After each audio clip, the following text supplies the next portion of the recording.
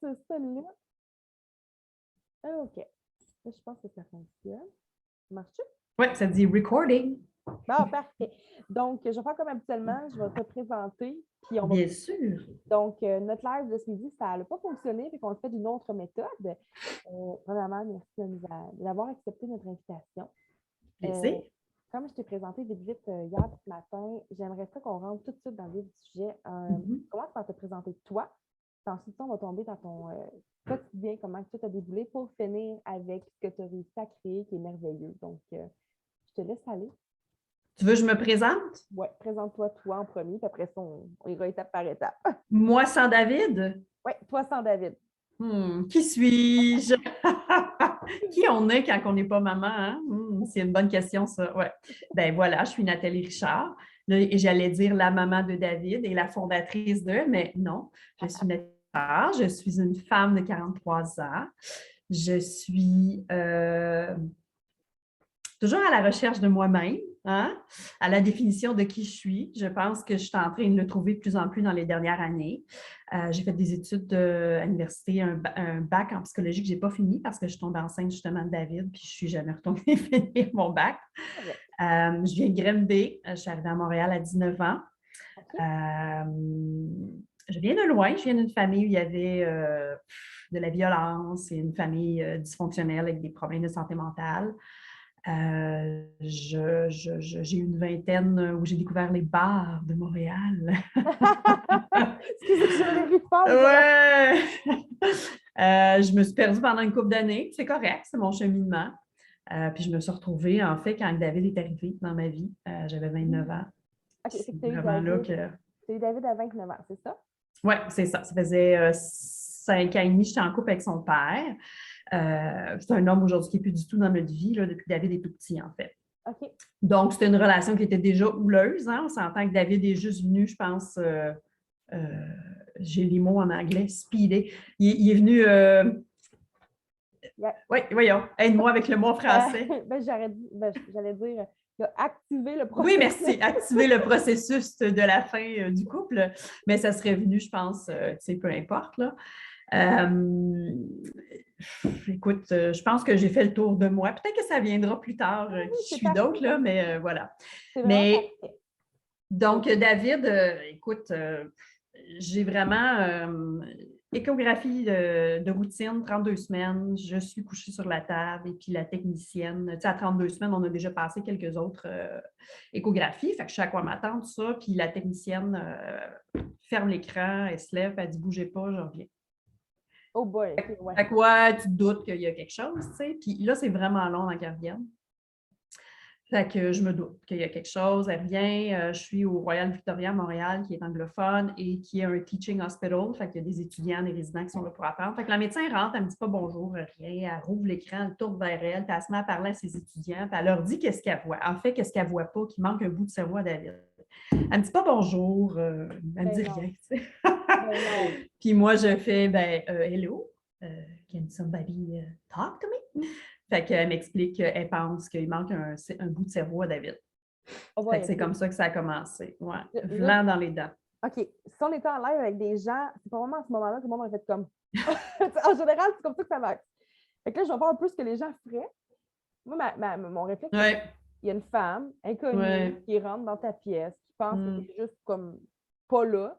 Oui, carrément. C'est un patient, comme un autre. C'est juste comme une statue couchée qui sert comme... Un numéro. C'est ça, un numéro.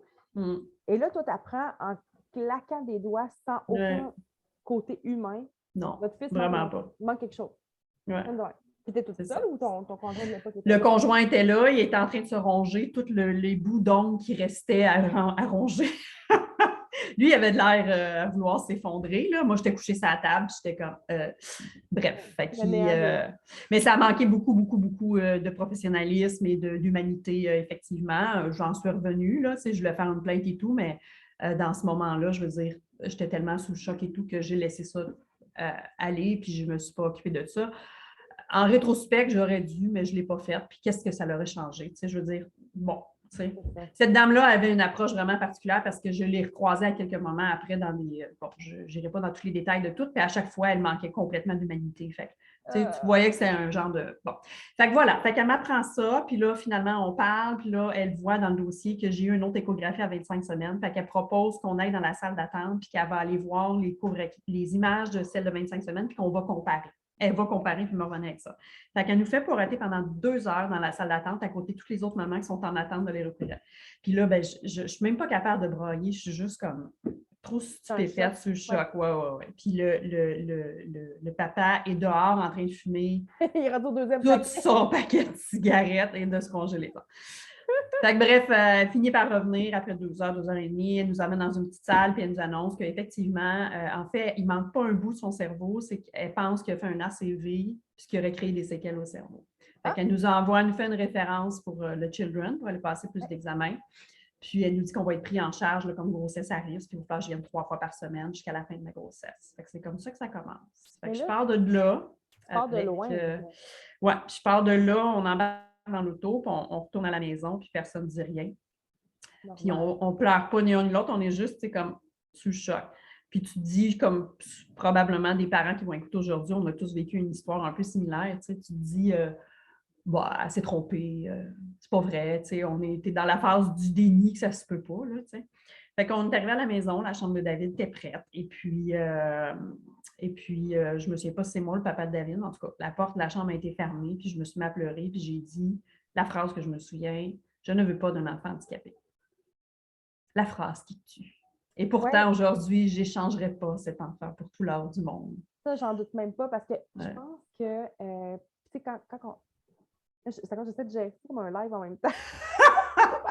Gère! Je cherchais les commentaires, je dis, oh, ils sont pas là. Et moi, ce que j'avais envie de te dire, c'est parce que j'en ai pensé à la situation des autres parents, souvent, ils vont nous raconter leur histoire au travers du live. Puis moi, ça me fait penser que tu as attendu 2 heures pour un enfant. Tu avais besoin d'une confirmation que tu passais vraiment quelque chose. On a tous vécu ça avec nos enfants en 2 heures. Pour vrai, c'est autant 2 heures et plus qu'on se fait dire d'attente qui ne suit pas. Non. Puis là, les parents avec qui on a jasé dans les autres années, les autres mois, ils ont tous dit la même chose. Ceux qui ont eu des enfants avec un handicap, ils ont tous dit, mais on ne veut pas d'un enfant handicapé. Ça fait tellement peur parce que la société, je crois, que la société a tellement catégorisé ça que c'était compliqué. C'est sûr que ça l'emmène d'accord. Mais c'est comme si d'emblée, on était comme, non, on peut pas. Mais l'inconnu, hein? C'est l'inconnu. Tu sais, aujourd'hui, savoir tout ce que je sais, puis me dire, mon Dieu, j'en ai un autre handicapé. Non, tu sais, mais oui. Je saurais quoi faire avec. Je veux dire, là, je sais que c'est beau. Je sais aussi comment que ça peut m'apporter du bonheur malgré toute la difficulté du quotidien. Mais à l'époque, tu sais, quand on est parent la première fois, ou deuxième, ou troisième, ou quatrième, mais un enfant handicapé, tu ne connais pas ça, c'est ça la réalité. Puis ça fait peur, c'est l'inconnu, c'est normal, c'est la réaction normale de tout être humain. Exactement. Puis là, on va se dire, ton garçon est rendu à 14 ans. Yes, ça fait un petit bout. On recule de 14 ans, c'est tellement pas la même game qu'aujourd'hui. C'est le jour et la nuit, là. Ça a changé énormément, je le confirme, ça a changé énormément, Mais là, dans le fond, tu étais rendu à 35 semaines. Il ne restait pas grand temps avec les 32, 32. Là, je vais aller vite là, parce que là, ça va durer 5 heures finalement. On se rencontrera avec un café un jour. Oui, c'est ça. Mais, bref, on a été envoyés la semaine d'après au Children. On a rencontré le neurochirurgien. J'ai fait une résonance magnétique. Les images ont confirmé qu'il avait fait un ACV, puis il y avait presque tout l'hémisphère droit du cerveau qui était... qui ne s'était pas développé, dans le fond, à cause de l'ACV. Fait qu'il y avait des gros trous. Fait que le neurochirurgien a dit, je pense qu'il faudrait que tu accouches par césarienne planifiée pour pas que la tête force dans le canal, évidemment. Donc, c'était planifié pour la semaine 38, je ne me trompe pas. Puis à 37 semaines, je suis allée, puis j'allais 3 fois par semaine au Royal Victoria pour les suivis, tout ça.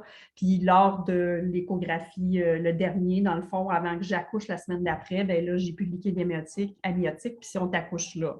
Ouais. Mais là, tu sais, tranche de vie pour les gens, pour faire rire un peu, je n'avais pas fait mes jambes depuis très longtemps. Puis, je n'avais pas fait ma valise, puis parce que moi, je prévoyais de faire ça le week-end, là, tu sais. Fait que je dis, non, vous ne pouvez pas. C'est la honte. Bref, oui, on m'a accouché cette journée-là. Avec les jambes poilues. Avec les jambes poilues et ailleurs aussi, n'est-ce pas? On comprend la game. On comprend là. Hey, tu sais. Après ça, t'en fous, mais bon. Fait que c'était quelque chose, oui. Puis c'est sûr que quand David est né, son Apgar était parfait, il avait l'air tout à fait normal, c'est un beau petit bébé, il était de petit poids, mais tout avait l'air beau, aucun problème et tout. Après 4 jours, on est retourné à la maison. Puis ça a vraiment pris 3 mois avant qu'on commence à avoir des diagnostics et que les choses tombent. Fait qu'on a eu comme un 3 mois de « Oh, j'ai un bébé normal », mais on savait qu'il ne serait pas normal. On avait déjà des rendez-vous de suivi, des résonances magnétiques pour voir le neurochirurgien avait confirmé les séquelles au cerveau une deuxième fois. C'est vraiment à 3 mois qu'on est allé passer un examen pour ses yeux. Puis je trouvais ça ridicule à 3 mois de passer. Mais de la vue, tu sais. Là, tu vas m'excuser, c'est un live, hein? Moi, je coule du nez dans la vie quand je parle. C'est correct. Je mouche. J'en reviens dans 3 secondes. J'adore.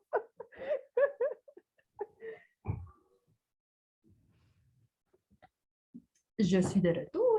C'est bien correct. Oui. Donc, je disais, fait qu'on est allé passer un examen au Children, encore une fois, puis c'est là que le monsieur, toujours en anglais, me dit « Oh, your son is blind ». Comme ça, comme s'il me disait « À vous prendre une marche ». Mais il ne prend pas le temps de m'annoncer, de m'expliquer qu'est-ce que ça veut dire de dire le diagnostic « Ton enfant est aveugle ». Hein? Aveugle, c'est comme le spectre de l'autisme, ou c'est comme la paralysie cérébrale. Il y a une échelle d'intensité, de sévérité, si je peux dire. David n'était pas aveugle, qui ne voit rien, que c'est tout noir. David ne voyait vraiment, vraiment pas bien. À ce jour, il est toujours déclaré aveugle. Okay. Mais il voit, David. Le bus sur l'autre bord de la rue, il le voit passer, puis crois-moi qu'il le reconnaît parce qu'il puis il capote. Mais c'est des petites choses. Il n'y a pas de champ périphérique à gauche puis à droite, en haut, en bas. Fait que, on joue à la cachette avec lui, c'est très drôle. Là. Tu te mets à côté, là, puis il ne te voit pas. Là, au moins, tu n'as pas à te déplacer. Hein? Non, c'est ça. Fait que ça a été vraiment le premier diagnostic qui est tombé, qui a quand même resté. On est sorti de là vraiment ébranlé. Puis là, je me suis effondrée dans un corridor pas loin. Là, j'ai fait comme, ben voyons donc, il est aveugle. Puis ils ont prescrit des lunettes, là, je ne comprenais pas justement parce que personne n'a pris le temps de m'expliquer. Puis quand il y a eu ces lunettes, puis qu'on y a mis, là, j'ai fait comme, oh mon Dieu, mais il voit. Il regardait tout le temps, il y avait 3 mois, je l'allaitais, bon, il regardait tout le temps à côté, il ne nous regardait jamais dans les yeux, mais quand j'ai mis ses lunettes, qui étaient des fonds de bouteille assez incroyables, là, il nous regardait là, tout d'un coup, c'était vraiment, on voyait qu'il focusait, puis qu'il regardait, puis il souriait, puis... Ça, je me permets de faire un petit parenthèse. Oui. Tu sais, moi, Laurent, avec ta maladie, il y a des champs périphériques très bêtes. Ils vont diminuer. Jusqu'à aujourd'hui, il va pouvoir conduire. Pas sûr. Ah oui? C'est borderline.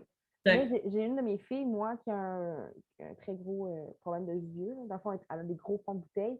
Oui, oui. Je me rappelle encore, elle avait 3 ans, je crois, quand je lui ai mis ses lunettes.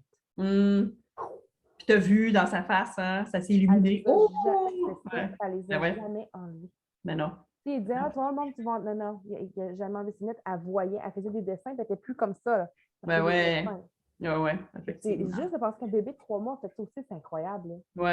Mais lui, il est enlevé, par exemple. Ça a pris une couple d'années, mais il y a eu une journée, un déclic, je ne sais pas, il a comme compris qu'il voyait avec, puis il a pu lancer, là, mais bon.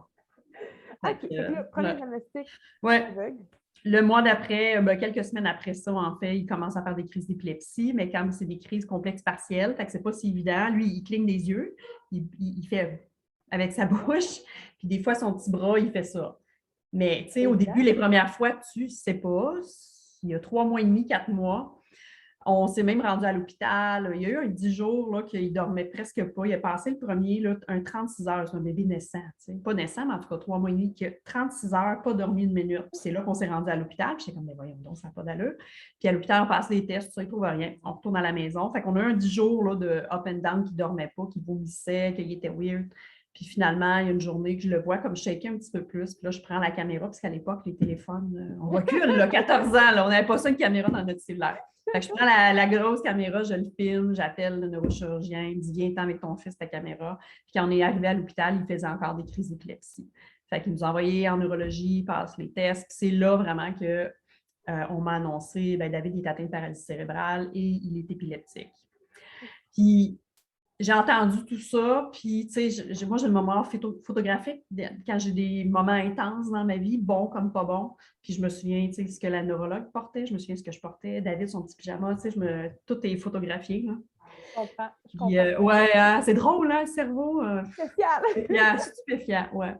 Puis voilà, fait que ça a commencé pas mal là. Puis là, David a eu de l'épilepsie intense pendant 6 ans. Il a essayé tous les médicaments. La seule chose qu'on n'a pas essayé, c'est la diète cétogène. On ne s'est pas rendu là. C'était des crises à chaque jour. Ça a toujours été des petites crises de entre 10 secondes et 1 minute, mais il y en avait des vingtaines, trentaines par jour, puis ça l'augmentait, ça l'augmentait. Puis à la fin, vers l'âge de 6 ans, il y a eu une opération au cerveau. Mais à la fin, on était à plus de 100 par jour et un autre 100 la nuit. Puis c'est quand on a fait les examens pour voir s'il était opérable au cerveau qu'ils ont réalisé comment il n'avait tout le temps. Puis en fait, David, pendant les 6 premières années, a appris à s'asseoir. Il apprenait des choses, puis vers la fin, proche de sa chirurgie, il perdait ses acquis. Il n'arrivait plus à s'asseoir, il tombait. Il y avait trop de crises toute la journée, ce qui faisait qu'il était... il n'était pas là, il n'était pas là. Puis il était hospitalisé, je ne sais plus combien de fois. Tu sais, quand tu n'arrives plus à calculer le nombre de jours, le nombre de fois, le nombre de semaines, tu ne veux plus de toute façon suivre tout ça. Bon, c'est trop de... Non. C'est ça, là, au début, on a la tendance à plus suivre nos choses. Mais maintenant, comme, je ne compte plus le nombre d'IRM que Laurent a pris parce que je suis découragée. C'est plus nécessaire de keep track, là. C'est quoi le but, là, tu sais.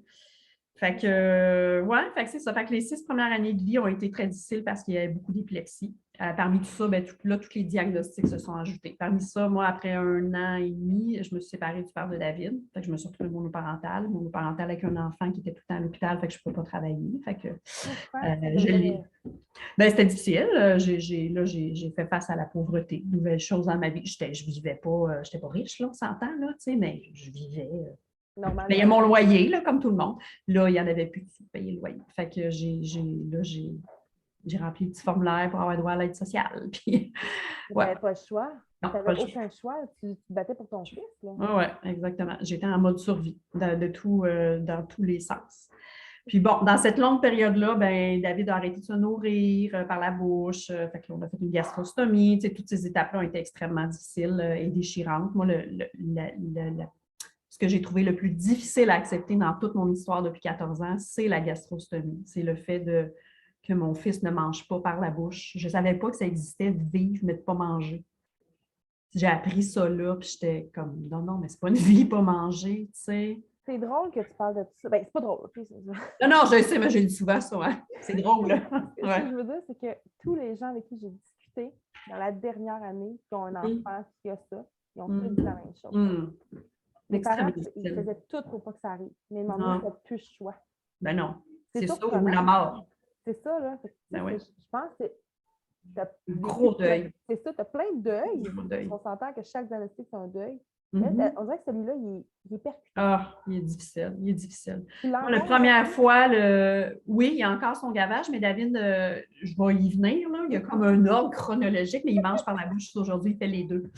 Mais, tu sais, je vais toujours me souvenir quand j'ai reçu mon poteau d'hôpital là, à la maison, tu sais, d'être assis, puis de le bercer, puis de regarder le poteau, puis de brailler ma vie. Enfin, j'ai un poteau d'hôpital à ma maison. Aujourd'hui, on ne le voit plus, tu sais, il fait partie du décor. Le poteau, on le décore à Noël, on lui met des Peppa Pig dessus, puis... Mais j'ai un poteau, j'étais traumatisée, j'en revenais pas, puis je trouvais ça donc dur, la pompe avec le son, puis ouais, ça a été très, très, très, très, très difficile. Puis là, parmi toutes ces étapes-là, évidemment, on se rendait compte que David ne marcherait pas. Fait qu'il y a un moment, un médecin qui m'a dit, effectivement, je ne pense pas qu'il va marcher. Au début, c'était, on ne sait pas. Puis bon, plus le temps avançait, moi, je veux savoir. Fait que je posais, je reposais les questions. Fait qu'à un moment, il n'y avait pas le choix de me répondre. Là. Oui, c'est ça. Hein. Ouais. La déficience intellectuelle, elle commençait à se pointer aussi. Ça commençait à être évident que David avait un retard assez important sur les autres enfants de son âge. Il s'est mis à parler vers l'âge de 3 ans. Quand il s'est fait opérer au cerveau à 6 ans, il disait peut-être une vingtaine de mots qui n'étaient pas compréhensibles pour tout le monde. C'était un mot à la fois. Puis souvent, un mot, c'était une syllabe. Il ne disait pas au complet. Puis quand il a eu sa chirurgie au cerveau, il s'est mis à parler pas le lendemain, là, mais ça a pris comme quelques mois. Puis aujourd'hui, il fait des phrases, il parle, là, c'est flamboyant. Il parle avec un enfant, il est comme un enfant de 2 ans, en fait, là, dans son intellect, mais il fait des phrases, là, c'est stupéfiant. Maman, aller au travail en auto aujourd'hui? Tu sais, tous ces mots-là, là, placés dans le bon ordre, puis avec son petit... il n'a pas mué encore, fait qu'il a encore cette petite voix d'enfant, là, c'est mignon comme tout. Puis il sort des mots intelligents qu'il nous a entendu dire, là, puis il les met en contexte. À chaque fois, je suis comme, voyons donc, toi, t'as compris? C'est tellement... ça, c'est d'autres choses qu'on entend souvent. Puis moi ça vient me toucher personnellement. Tu sais pas, mais c'est comme je répète à chaque live, quand quelqu'un parle d'un enfant avec une déficience intellectuelle, j'ai été élevée au travers d'adultes avec une déficience intellectuelle. Oui. Tu sais, toutes ces petites histoires-là, vous dites, moi, je me rappelle d'avoir vécu. Puis je suis comme, mais quand un parent me dit mon enfant fait 3-4 mots, c'est tellement. Pour certaines personnes, c'est rien, mais 3-4 mots dans votre situation, c'est énorme. Tu peux parler avec ton enfant. Oui. C'est plus long. Des échanges. C'est ça, il y a des échanges. Des échanges. Moi, David revient de l'école le soir, puis on peut lui demander qu'est-ce que tu as fait aujourd'hui? Il a besoin d'aide. Il faut qu'on. Tu sais, souvent, il a envie, comme tous les enfants de son âge, je ne sais pas. Mais on cherche qu'est-ce que tu as fait dans ta classe avec Christina, puis il nous sort des choses. Ça va être quand il faut qu'il raconte un petit exemple là, que j'ai trouvé tellement mignon cette semaine, quand il arrive le lundi à l'école, il faut qu'il raconte qu'est-ce qu'il a fait pendant sa fin de semaine. Puis d'habitude, nous, on envoie par courriel le parent, il a fait ça, puis le prof, elle va tenter de le faire parler par rapport à ça pour l'aider. Puis David, je n'avais rien envoyé parce qu'il était malade la semaine passée, puis il n'est pas allé à l'école, puis je n'y ai pas pensé. Fait que lundi matin, quand il a demandé qu'est-ce qu'il a fait sa fin de semaine, il a dit qu'il était sorti marcher avec la gardienne, c'était glissant, ça fait crac, crac, crac avec mon fauteuil. C'est bien cute! Ça fait crac, crac, crac. J'en revenais pas. J'étais comme, ben voyons donc, ça fait crac, crac, crac. Mais ça faisait crac, crac, crac. Ouais, il est hot, hein? Moi, je le trouve vraiment cool, puis je le connais. J'irais jaser avec, tu sais, les petits mots de même. Ah ouais, il jaserait ça. Fait que, écoute, c'est ça. Tout le 06 là, a été un enchaînement d'hospitalisation, de chirurgie, de tenter de s'adapter à tout ça. Puis, c'est ça, l'épilepsie augmentait. Puis là, à 5 ans, je pense, on s'en allait pour les adénoïdes puis amygdales. Puis l'anesthésiste n'a pas voulu faire l'opération parce qu'il faisait trop de crises. Fait que c'est là qu'on a vu le directeur du département de neurologie. Puis lui, quand il l'a vu, il dit il serait un bon candidat pour la chirurgie au cerveau. On ne m'avait jamais parlé de cette option-là. Ça fait peur, cette phrase-là. Hein? Et là, j'ai dit, il est fou. Vraiment, là, moi, je n'y croyais pas pantoute. Puis, tu sais, j'ai embarqué là-dedans pour les faire taire, pour qu'ils arrêtent de me parler de ça parce qu'il en était pratiquement harcelant, tu sais. Puis, j'ai fait les tests, puis plus qu'on avançait dans le processus, plus j'étais comme, sais-tu quoi, je pense que je veux qu'il se fasse opérer. Puis, je me suis informée aussi entre-temps. J'ai trouvé un groupe Facebook à travers le monde, dont les enfants ont été opérés comme ça. Puis là, je voyais tous les bénéfices. Puis j'étais comme, oh mon Dieu, il y a un autre monde qui s'ouvrait à moi. Là. Puis finalement, en tout cas, c'est un long processus, tout ça, là, parce qu'il y a beaucoup d'examens à faire. Puis il y a à peu près à travers le Canada 200 patients, adultes, enfants, tout confondus, qui se font opérer pour cette chirurgie-là. C'est quand même, c'est sélectionné, là, tu sais. Puis David, finalement, à la fin, c'était comme, mon Dieu, il faut qu'il soit sélectionné. Ce n'est pas son médecin qui décide, là, c'est un comité de neurologues, en fait, neurochirurgiens, neurologues, qui se penche sur des dossiers sans avoir le nom de l'enfant et tout ça. Puis finalement, ils ont dit oui.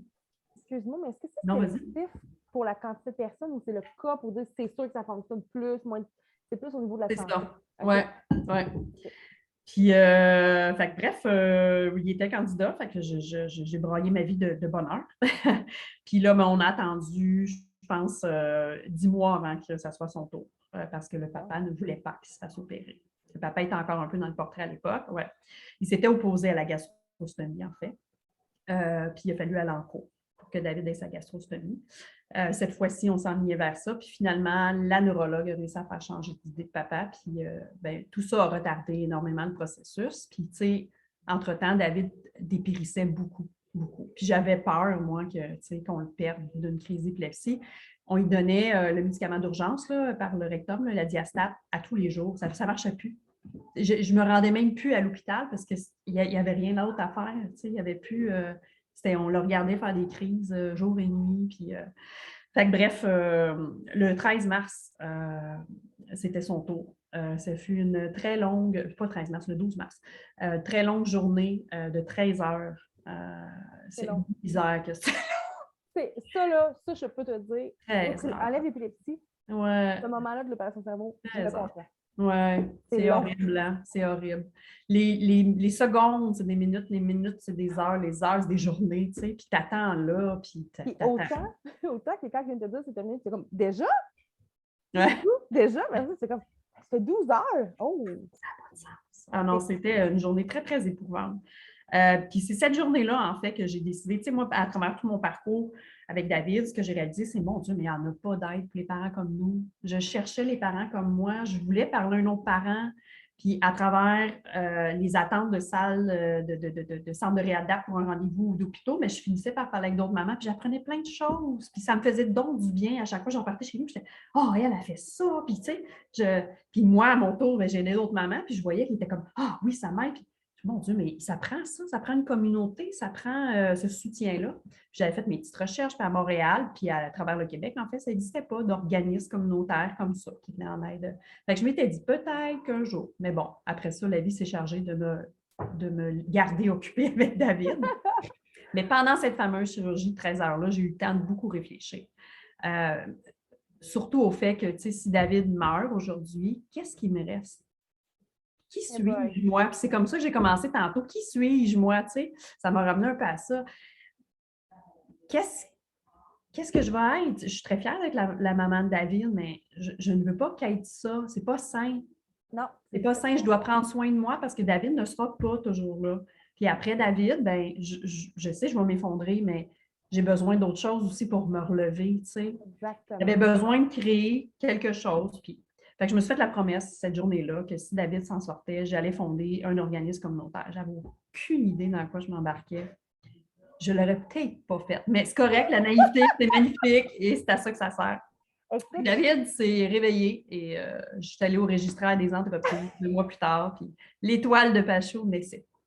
Écoute, moi, ce petit segment-là me touche. Mais tout me touche, mais celui-là vient me chercher, vient me percuter parce que ceux qui nous écouteraient, si on était en live, ils comprendraient, c'est que quand, parce que parfois on se comprend, tu te connais, puis c'est pour ceux qui savent, comment personne ne savent, c'est donc de parler avec toi. Les 3 filles, on a discuté avec toi pour voir, on s'enligne correct, on a une bonne idée. Parce que les 3 filles, on se comprend, est né d'un besoin qui n'existait pas.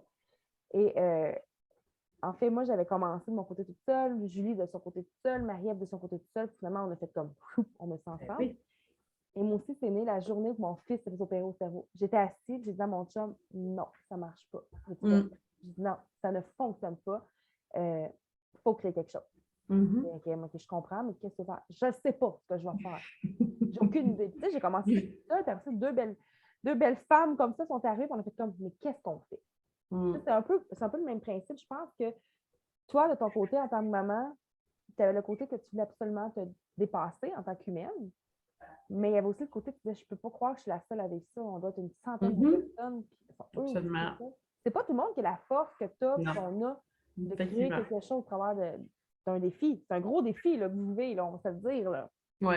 En fait, moi, j'ai une grande confiance en l'être humain, puis j'ai l'impression que tout le monde a ça en soi. Après ça, ta personnalité, la vie, le ci, le ça, mais tout est une question de choix. Mais j'ai l'impression que tout le monde, tu sais, pourrait faire ce choix-là, dire « Hey, je vais créer quelque chose de positif à travers une expérience tellement, mais tellement négative. » Tout le monde en sort grandi de ça. Vraiment. Tout le monde. Puis, tu sais, ce que j'ai fait aujourd'hui, je le vois différemment parce que j'ai mis énormément d'heures dans cet organisme et je continue à le faire. Oui, oui. Mais je l'ai fait très selfishly pour moi à la base. C'était pour me sauver moi que j'ai fait ça. Je ne le comprenais pas là, à l'époque, là, mais c'est pour moi que j'ai fait ça. Moi, là, j'étais isolée depuis 6 ans. Moi, là, j'avais besoin d'aide. Fait que, tu sais, le moi, là, je pourrais dire souvent, en créant cet organisme-là, là, je ne suis plus toute seule. J'ai plein de gens autour de moi qui vivent la même réalité. J'aide, ça me fait du bien. Je vais le redire. J'aide, ça fait du bien. Ça fait du bien à l'autre, ça me fait du bien à moi. Fait que, tu sais, je me suis guérie, si je peux dire, à travers ça. Ça a été ma thérapie. Puis aujourd'hui,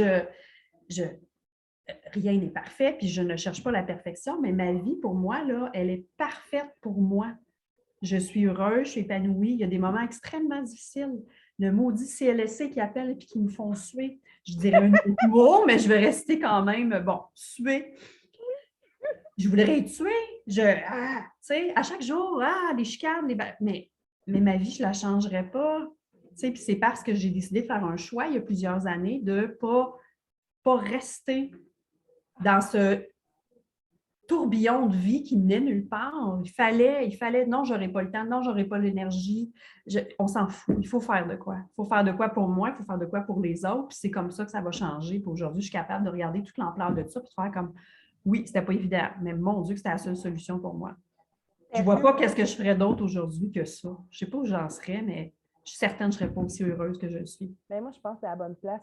Ah oui. Moi, personnellement, je ne te connaissais pas. C'est Julie qui nous a amené ça parce qu'elle me connaissait avec la situation de son garçon. Mais à t'écouter, à voir aller, on voit que c'est sur ton X. Tu es à la bonne place. Puis même si le X, des fois, il est peut-être chambranlant avec toute la vie, il est solide, ce X-là. Il y a une belle base. Oui. Puis, je voudrais que tu expliques pourquoi, en fond, Étoile de Pachot. Je la connais. Ouais. Je sais que les gens le savent. Bien sûr.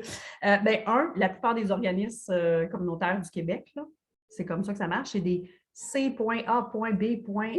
Bon, hein, tout un paquet de lettres, tu ne sais pas ce que ça veut dire, puis tu ne peux pas le nommer. Tu sais. Moi, je ne voulais pas ça. Je voulais quelque chose de différent, qui est accrocheur, que tu vas te rappeler du nom. Le surnom David, jusqu'à l'âge de 6-7 ans, c'était Pachot. Son père, en fait, est péruvien. Puis quand David est né, il avait vraiment l'air d'un petit Mexicain, trop bronzé, tout fripé. Puis il l'a nommé, il dit que ça a l'air, il avait l'air d'un petit Pachot. C'est resté, un petit Pachot, c'est comme un vieux Mexicain, whatever. Anyway, fait que c'est resté, puis à tel point que David, quand il est allé à la garderie, il y a plusieurs gens qui s'occupaient de David, évidemment, puis il y en a qui ne connaissaient pas son nom, c'était Pachot. Fait que c'était vraiment, là, tu sais, c'était plus que son surnom.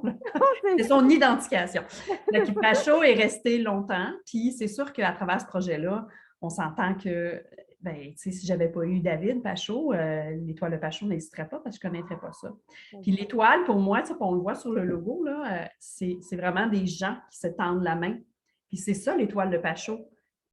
S'il n'y avait pas eu tous ces gens-là autour de Pachot, ça ne tiendrait pas la route. Puis c'est cette entraide-là qui fait qu'on est capable d'aller de l'avant. Fait que c'est ça, l'étoile de Pachot. Oh, tu t'exprimes tellement bien. Moi, je suis comme ça. Ciel. Je te dis, il y avait plein de petits cœurs. Là, en ce moment, imagine des petits cœurs, parce que tout le monde aurait eu des petits cœurs. Merci, petits cœurs. J'adore. Parce que pour vrai, tu sais, je disais, parce que quand on fait un live ou un Zoom, oui. on envoie le petit questionnaire, puis je disais tes choses, c'est comme, tu sais, ton garçon, il a une belle grosse feuille de route. Elle est très longue. Oui, ça continue après, effectivement. Ouais. Ça, mais là, aujourd'hui, en ce 2 décembre, il va comment? Aujourd'hui, il va bien. Puis c'est vraiment ça aujourd'hui, la vie. C'est comment David va aujourd'hui. Parce que d'une semaine à l'autre ou d'une journée à l'autre, ça change énormément. David, ce qu'on a su à travers les années, en fait, parce que ce qui s'est rajouté dans les dernières années, c'est que David est diabétique de type 1. Ça a de l'air. Moi, le diabète, je ne connaissais pas ça. Je pensais que le diabète, c'est que si tu manges trop de sucre. Tu laques le sucre, ça va aller. Non, non.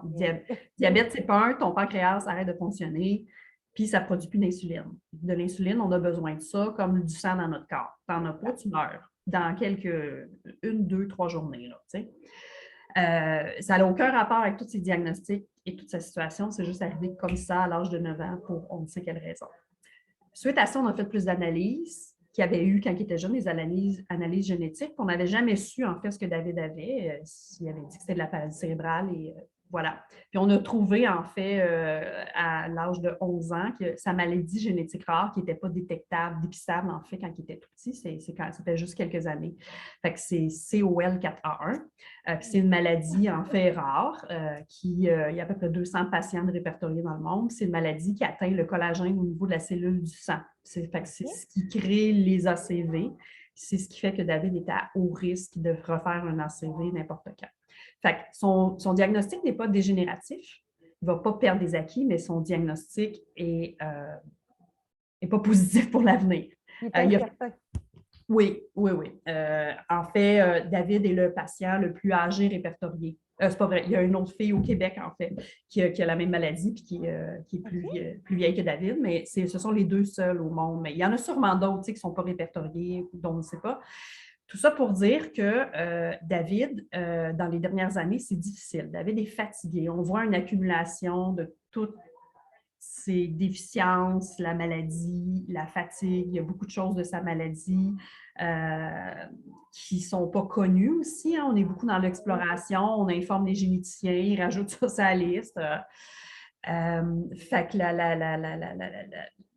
le quotidien n'est pas le même à chaque jour. Ce que je peux vous dire, c'est que David a beaucoup de soins à cause du diabète. C'est vraiment une gestion vraiment intense. J'ai des gens 10 heures par jour chez moi à la maison chaque jour. Je ne vis pas sans mon staff à chaque jour. David va à l'école 2 à 3 jours semaine. les bonnes semaines. Il y a des semaines qui ne vont pas du tout. Puis j'ai des gens à 6 heures le matin pour le préparer, pour aller à l'école. Et j'ai du monde à 3 heures pour l'accueillir. Moi, je suis le capitaine qui chapeaute tout ça. Je fais des soins à mon fils, bien sûr. Moi, j'ai le chiffre de nuit. Hein? J'arrive du travail, 6h, 6h30. L'infirmière me passe le relais, elle s'en va. Puis là, j'ai des soins à faire le soir et pendant la nuit, les machines pour le diabète souvent sonnent. Mais je m'occupe moins de David là, le jour. C'est vraiment les gens qui font les soins pour lui, qui préparent sa bouffe, peu importe la couche. Il est dépendant totalement d'un adulte. Mais notre quotidien est simple. On reste, David ne sort plus beaucoup. Ses sorties, ça se limite à aller prendre une marche dans le quartier, aller au petit café du coin. Depuis qu'on peut rentrer dans les restaurants à nouveau, n'est-ce pas? Il y a sa passe sanitaire. Aller à l'école, il va au phare aussi une fois par mois. Il passe une semaine à la maison de répit du phare. Un endroit fantastique pour David. J'ai vraiment un break quand il va là. Mais ça se limite à ça. Les routines entre quand David termine de manger puis le prochain repas, il n'y a pas assez de temps entre les soins médicaux pour qu'on ait le temps de faire, on va aller à quelque part pendant 3 heures, ça ne marche pas. Fait qu'il faut toujours être près de la maison ou d'un centre où on peut faire ses soins. Fait que, les sorties au zoo, c'est non, ça peut pas fonctionner. Non. Je ne sais pas si j'ai peur de ne pas être délicate. Mon Dieu, non, vas-y. Avec moi, transparence et honnêteté.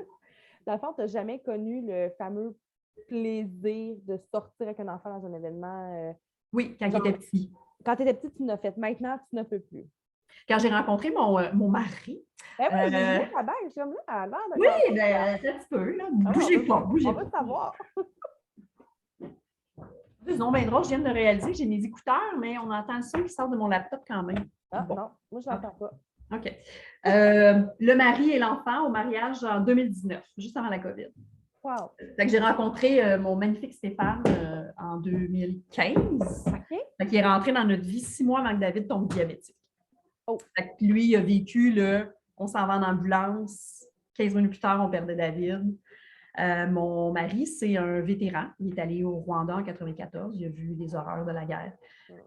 C'est un homme extrêmement résilient. Cette journée-là, il est arrivé avant nous.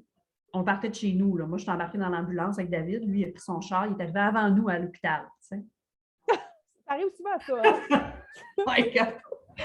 Bref, c'est un homme formidable qui prend soin de nous. Puis, tu sais, je veux dire, il est resté là après le diabète. Là. Il fallait faire une formation. On est resté 2 semaines à l'hôpital, tout ça. Puis j'ai compris cette journée-là, pendant cet épisode-là, qu'il ne s'en va pas, lui. Là. Oh, wow. Il va rester, puis lui, c'est le bon, là, lui. Ah, j'ai des frissons. C'est pas c'est bien beau, ça. Oui. Oui, je trouve que j'ai rushé fort dans ma vie là, pendant des années, puis j'ai pas eu des bonnes relations, puis après ça va être les choix qu'on fait. Puis... Mais lui, là, tu sais, c'est le cadeau de ma vie comme David, puis mais j'étais rendue là, il était rendu là, puis ça fit, là. Ça fit. Ah, mon Dieu, puis ça, c'est quelque chose que j'ai oublié de te dire au début. Moi, dans les lives, je braille tout le temps. Ça vient, je ne sais pas pourquoi, ça vient me chercher. Mais c'est parfait. Accepte tes larmes, c'est beau. Ouais. Okay. Oui, des belles émotions. Souvent, on entend des histoires comme ça que, mais tu le sais toi aussi, là, le pourcentage de séparation avec la maladie d'un enfant il est élevé. C'est pas 80%. Absolument. 70-80%, si je ne me trompe pas. C'est assez haut, oui. Fait qu'il ne reste pas tant de couples qui se tiennent à la fin. Fait que, je me dis, il y a beaucoup de parents qui se ramassent seuls. Il y a beaucoup de mamans monoparentales. Oui, c'est ça, il y a des mamans monoparentales, mais souvent, les papas sont encore dans l'histoire de l'enfant, mais ils sont juste plus ensemble. Ouais. Fait que le soir, te coucher puis juste faire « je suis plus capable, je veux pleurer avec toi », c'est pas possible quand tu es toute seule. Non. Que ce soit un papa ou une maman. Ouais. Mais là, qu'un autre, un nouveau parent. Absolument, absolument. Juste la photo, je suis persuadée que cet homme-là s'occupe de ton garçon. Oui. Il se lève la nuit avec moi. Wow. Ouais. OK, wow. Ah ouais, il se lève la nuit avec moi. Il n'est pas parfait, là, on s'entend. Il fait des miettes dans la maison, puis là, c'est Kleenex dans la laveuse.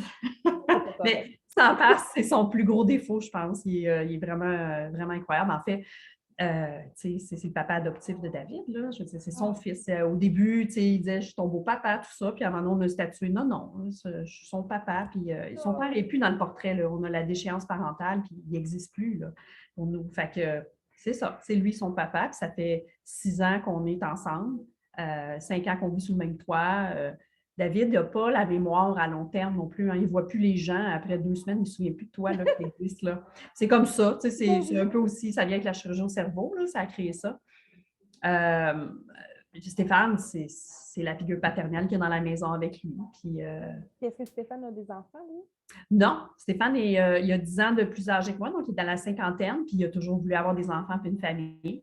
Puis lui aussi, là, il a son parcours à lui, puis il a eu de la misère après l'armée, le Rwanda, il a vécu difficilement. Compréhensible. Non, autre chose. Puis, je pensais, parce qu'en fait, je ne sais pas si j'ai le droit de le dire, mais bon, c'est entre nous, là. Il a participé le 21 décembre, il va avoir, je pense que c'est à Canal Vie, un documentaire qui va sortir, ça va s'appeler « Dompter votre dragon », « Dompter son dragon », quelque chose comme ça. Puis mon chum, il est dans l'épisode, puis il parle de sa rédemption à travers justement notre vie avec David. Puis, je pourrais peut-être te le partager sur On se comprend. Puis, fait qu'on nous voit un peu, puis il explique comment lui, ça l'a aidé à se grounder la vie avec nous. Puis comment, tu sais, tous les gens de l'extérieur qui connaissent Stéphane, qui ne nous connaissaient pas, ils sont comme, t'es fou, toi, de t'embarquer là-dedans? Puis Stéphane, il dit, non, tu comprends pas. Moi, là, il dit, tu sais, c'est ce qui m'a ancré. J'ai une famille, j'ai une responsabilité envers, tu sais, eux, en tout cas, on y a trouvé notre compte tous les trois. Ouais, OK, je veux que tu nous partages quand ça va être disponible parce que oui, on va te partager ça. C'est quelque chose qu'on aborde souvent, le sujet du couple, mais c'est pas tout le monde qui est comme à l'aise d'embarquer. C'est normal. Je pense qu'en presque 2022, on est rendu là, c'est le temps que les gens parlent, qu'on a de plus en plus de plateformes, il y a plus d'organismes, il y a plus de tout. Puis c'est tellement important, on se comprend, c'est ça, nous, c'est pas juste la maman. Oui, c'est vrai qu'on a eu presque juste des mamans qui sont passées. Mais on essaie d'apporter les papas à parler parce que tout le monde vit ça. Puis, la son conjoint, ce n'est pas son fils biologique. Je cherchais le mot, merci. Ouais. Mais c'est quand même son fils de cœur. Absolument. Il vit ça avec toi, c'est magnifique. Oh, mon Dieu. Les papas, on le voit, nous, à l'organisme, les papas, ils ne vivent pas ça comme la maman. C'est correct. Il ne faut pas les amener à vivre ça comme nous. Mais il faut comprendre comment ils vivent ça pour être capable de les aider puis d'apporter de l'aide qui ont besoin, pas de leur offrir quelque chose qui ne répond pas à leurs besoins. Offrir un groupe de science autour d'une table, qu'on prend un thé et qu'on broye, ça ne marche pas.